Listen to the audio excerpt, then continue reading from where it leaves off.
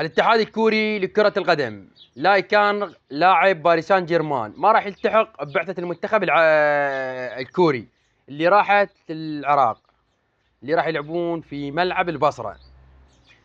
ليش؟ لأن عندهم مباراة نهائي مال باريس سان جيرمان.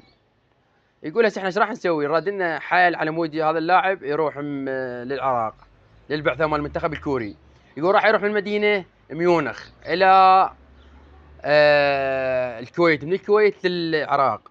ويقولون احنا نريد من الاتحاد العراقي يتعاون وياني على مود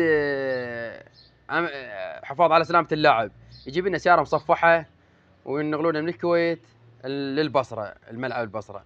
ادري انت وين رايح الخاطر الكعبة، ترى العراق امن وامان، الله شاهد، ترى احنا بس اي امن وامان. يعني انت شنو مثلا خير تجي حالك حال العالم، مثلا غير سون وغير هذا الجو، يعني شنو هذا وحد وحتى ما ينزل بباريس حتى ما حد يعرفه.